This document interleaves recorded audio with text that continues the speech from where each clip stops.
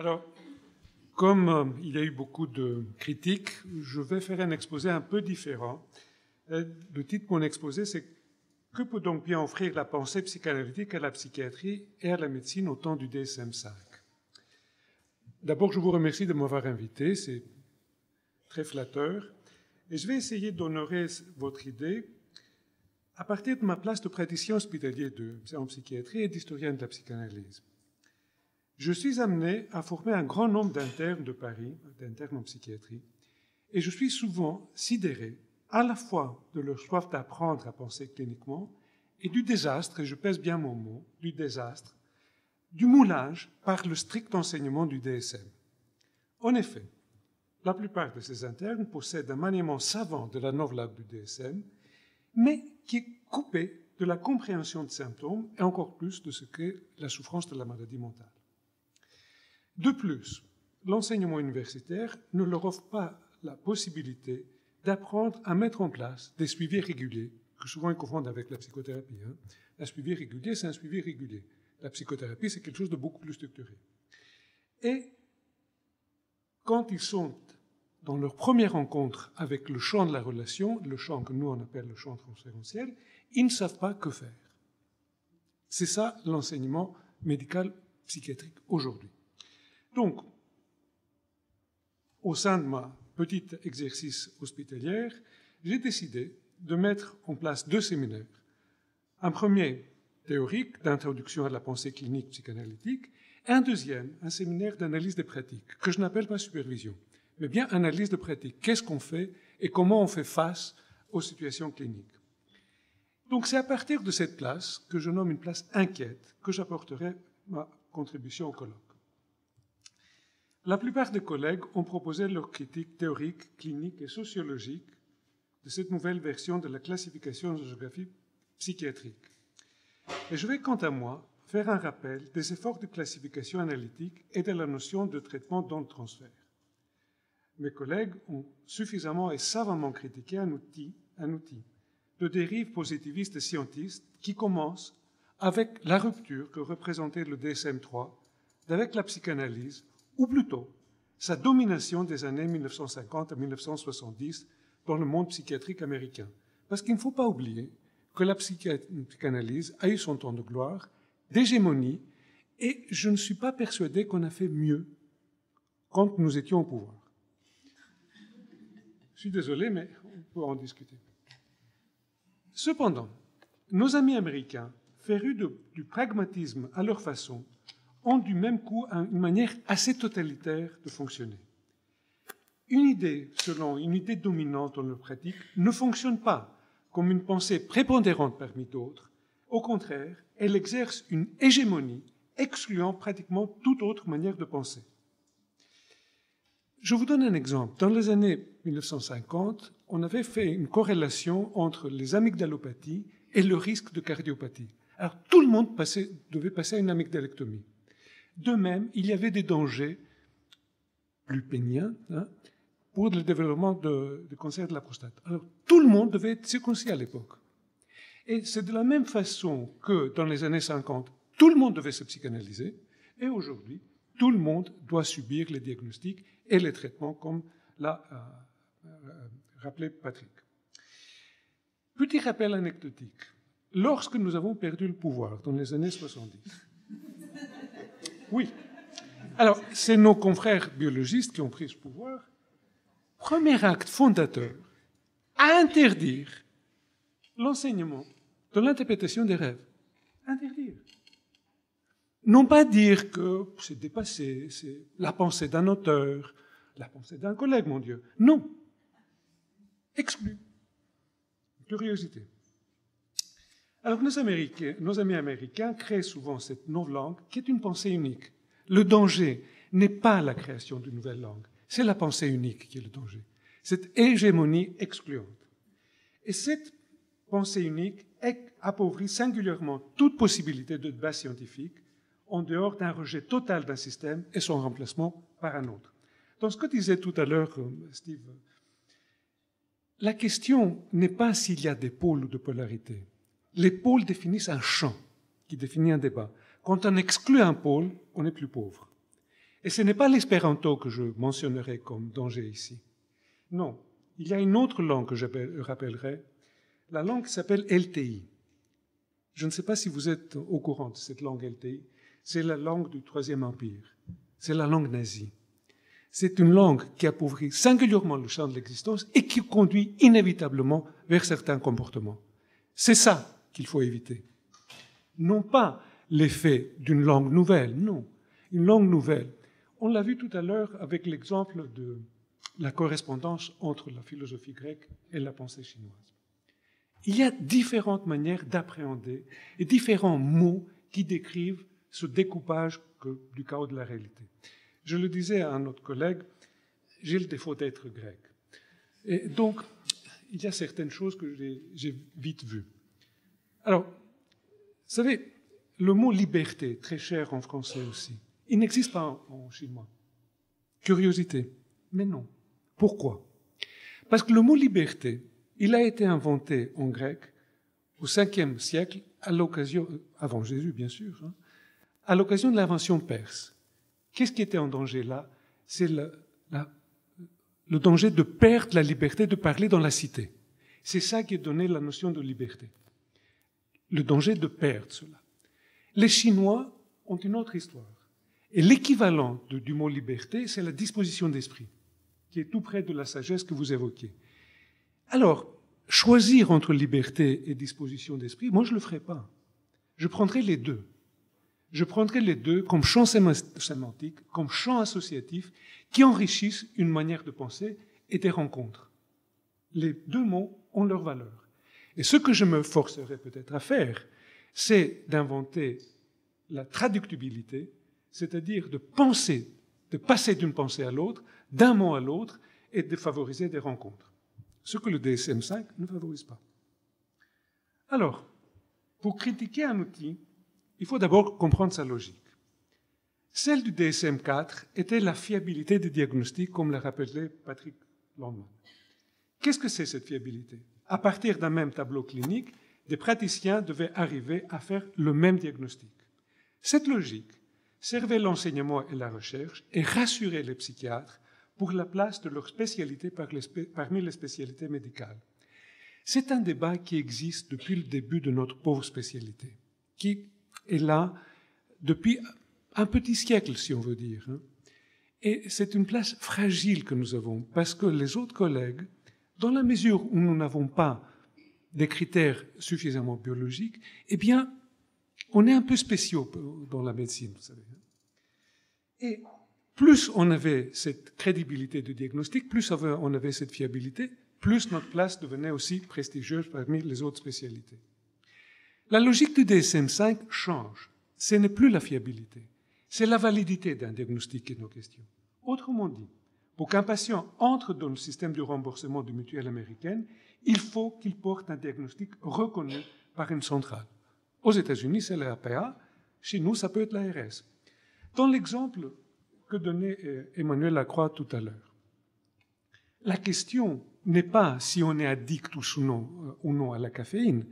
Si on a ce diagnostic validé, là, on peut être remboursé pour son traitement. La question là, je prends mon mot grec, c'est la liberté du praticien. Est-ce qu'il a la liberté de faire son diagnostic à lui et traiter en fonction de sa conscience, ou est-ce qu'il est obligé d'obéir à une centrale administrative pour pouvoir exercer? Ça, c'est l'enjeu du DSM-5. Ce n'est pas tellement la novlangue, c'est quel rapport, nous, en tant que cliniciens, on va avoir avec des administrations centrales. L'ARS n'est pas moins dangereuse, je vous le rappelle. Là est la raison du soulèvement des architectes du DSM-4 contre le DSM-5. Parce qu'ils ont contribué à fonder un système, ils n'ont pas vu le danger du glissement, une fois qu'on a contribué à faire quelque chose, qui allait avoir le pouvoir dans cet exercice. C'est-à-dire, d'abord, d'accord, il faut disposer des outils, mais qui a le pouvoir sur ces outils? Est-ce que ça reste le clinicien ou est-ce que ça va être l'administration? C'est dans cette logique-là qu'il faut maintenant commencer à critiquer les dérives du DSM-5 avec les fameux spectres.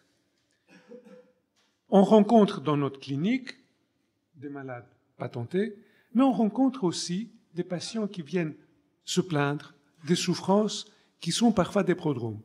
Quelqu'un qui souffre, par exemple, de cet isolement, de l'incompétence d'établir du relationnel, qu'on peut qualifier de schizoïde.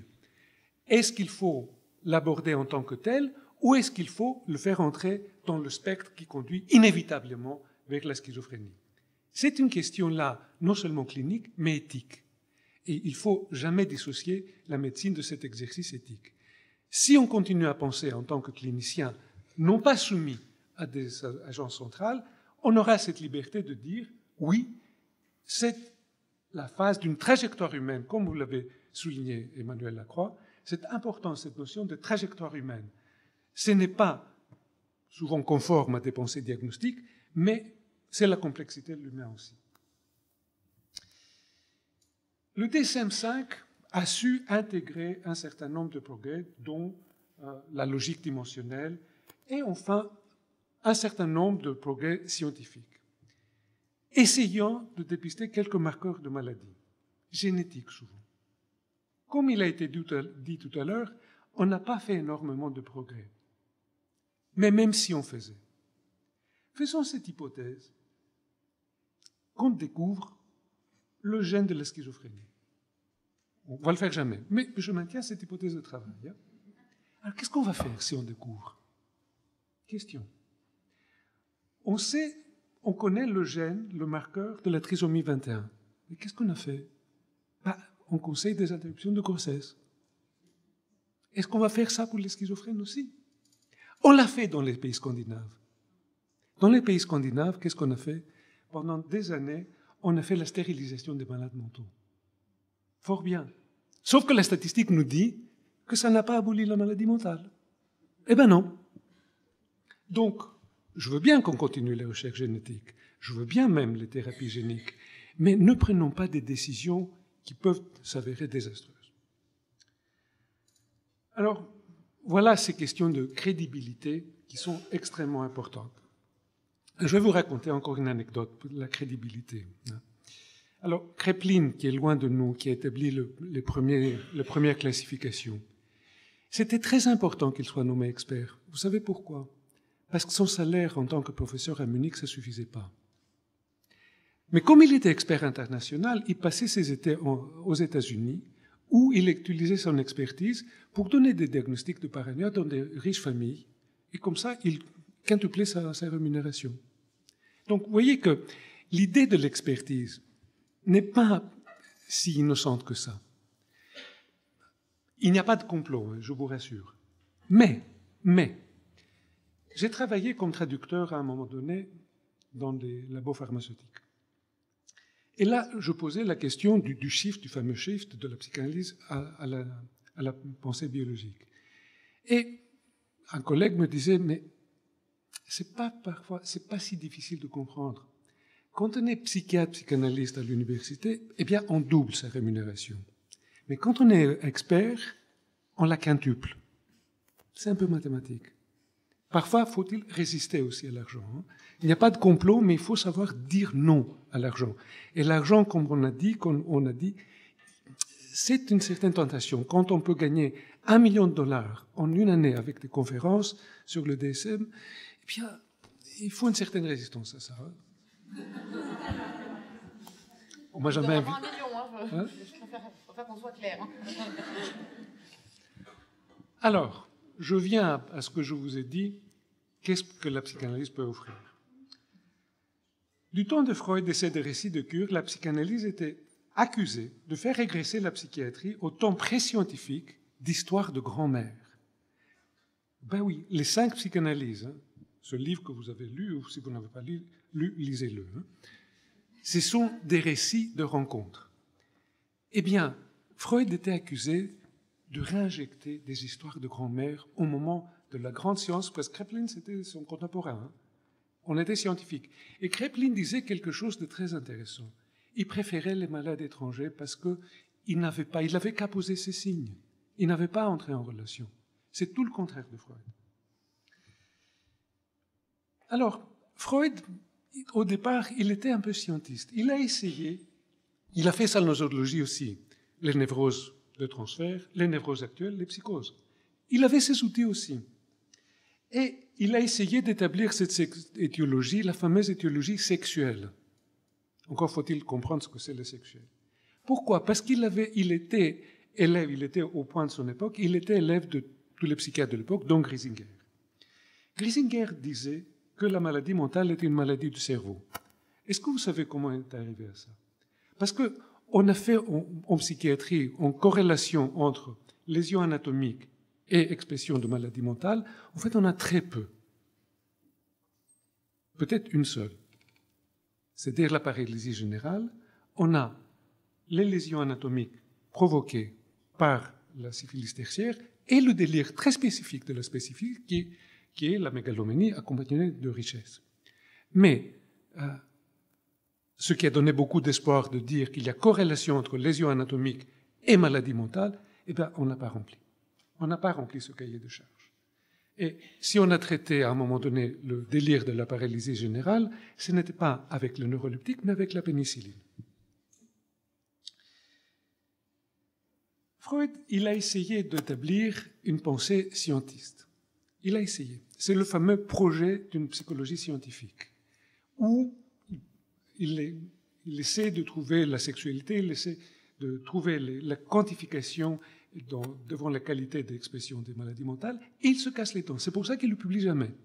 C'est un écrit, on peut dire raté, riche d'enseignements. L'enseignement essentiel, c'est qu'on ne peut pas, à cette époque-là, qu'on ne peut pas établir aujourd'hui, une vraie causalité pour les maladies mentales. Il faisait ça ayant connaissance de quelque chose qu'on sait mais qu'on ne dit pas assez. La médecine n'est pas une science. La science que nous avons, c'est peut-être la physiologie, peut-être la biochimie. Mais la médecine, c'est un art. C'est-à-dire, c'est un art d'exercice basé sur certaines sciences. Et Freud avait ça en tête, surtout lorsqu'il a bien établi sa discipline. Comment est-ce qu'il définit la psychanalyse? Il dit, c'est un procédé d'investigation, une méthode de traitement et l'accumulation de notions psychologiques issues de l'exercice. L'ensemble de ces trois dimensions donne lieu à cette nouvelle discipline. C'est une manière de situer la nouvelle discipline comme une pensée en évolution dans l'histoire des idées. Sortant des impasses de cette scienticité, qu'est-ce qu'il a fait? Il a développé deux aspects de sa pratique. D'abord, l'étude de la relation, c'est-à-dire ce que nous appelons transfert, on peut appeler ça, si vous voulez, champ de la relation. Ça ne m'ennuie pas, parce que les mots ont une histoire.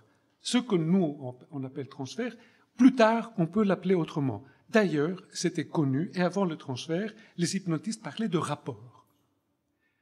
Ce que nous avons apporté, nous, au transfert, c'est que c'est devenu un levier du traitement et un champ d'investigation. C'est ça l'apport essentiel de la psychanalyse à ce changement de mot. Deuxième apport, c'est l'étude du fonctionnement mental. Alors, ici, je soulignerai quelque chose qui paradoxalement rappellera le titre du colloque. Parce que Freud, quand il faisait cette étude, d'une certaine manière, il abolissait la frontière stricte entre le normal et le pathologique.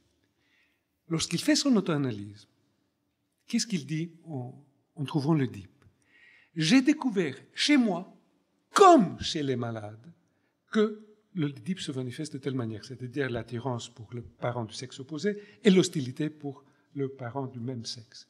Chez moi, comme chez les névrosés. Qu'est-ce que ça abolit?